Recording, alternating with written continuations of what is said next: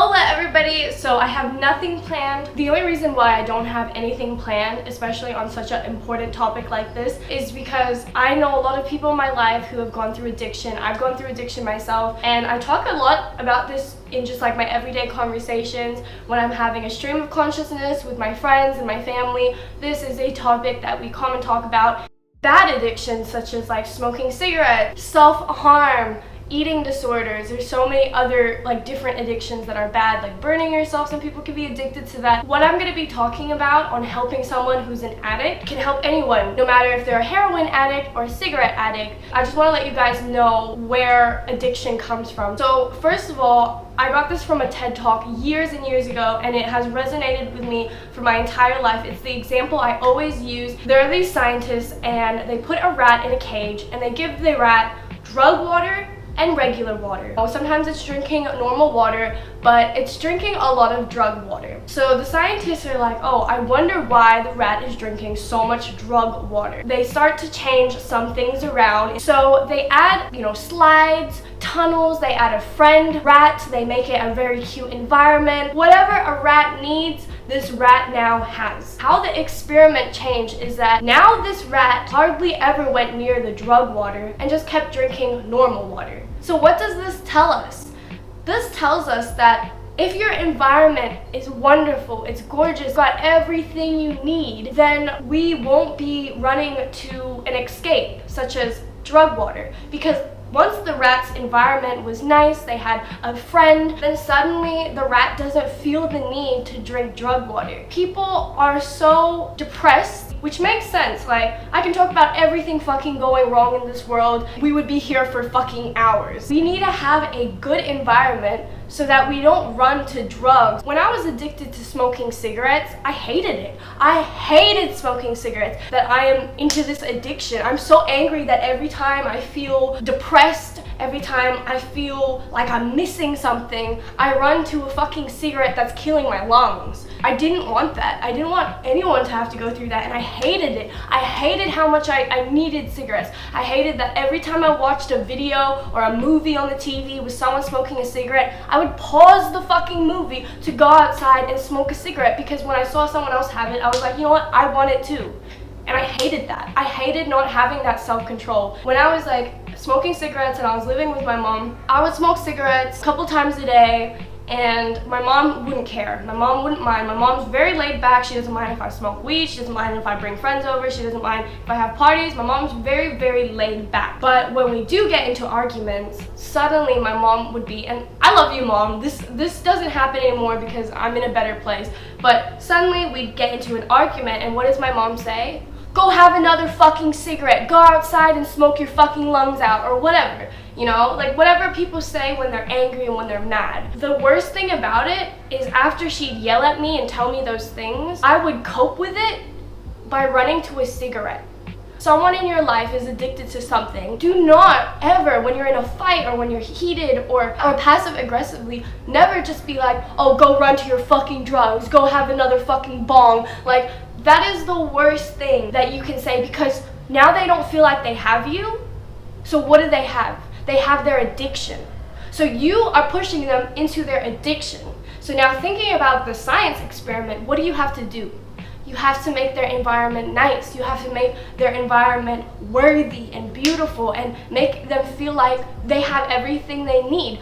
And that's very hard. I know that's so hard, to sacrifice a bit of your time, sacrifice a bit of your happiness and patience to help someone have a good environment. What you need to show your friend who is an addict or your family member who is an addict is that you unconditionally love them. That can be difficult because people who are addicts, they might get withdrawals. My name is Anna, and I don't know how to speak English. What I meant is some addicts experience withdrawals such as feeling agitated, emotional, headache, they might feel nauseous. Whether it's like to do with drugs or cigarettes, like I remember when I didn't have a cigarette, I'd be irritated, I'd be the worst person to be around.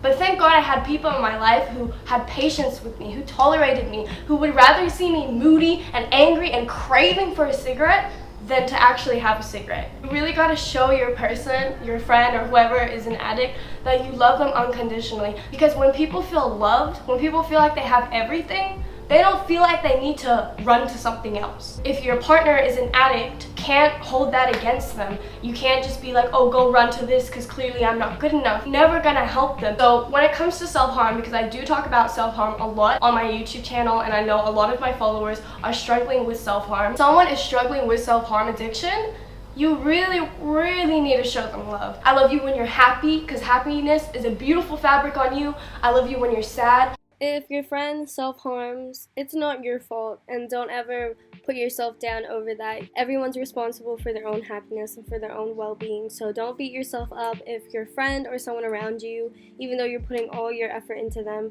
don't beat yourself up if they're not responding well to it, just because people are hard to fix. Full stop.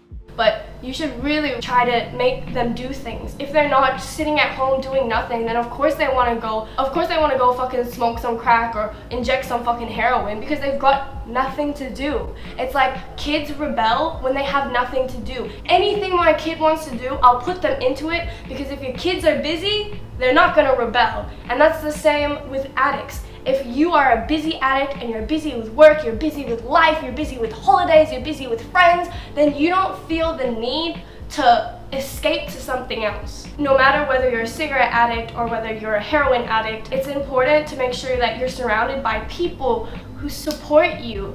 And the people who are telling you, like, go have another cigarette when you're trying to quit, those people don't want to see you do better. So many people in my life, when I try to quit cigarettes, they would offer me cigarettes, and fair enough, because cigarettes aren't seen as that bad. It's the way that we're raised to think that cigarettes are okay, that pumping our lungs with fucking this shit apparently is okay. That's the way that we've been conditioned. So I understand why people around me, because of this conditioning that we've grown up with, they think that it's okay to offer me a cigarette, when in reality I'm like, can you not see that I'm trying to quit? Of course now I'm fully quit. Thank you so much to my friends who never offer me a smoke. I love you guys the most.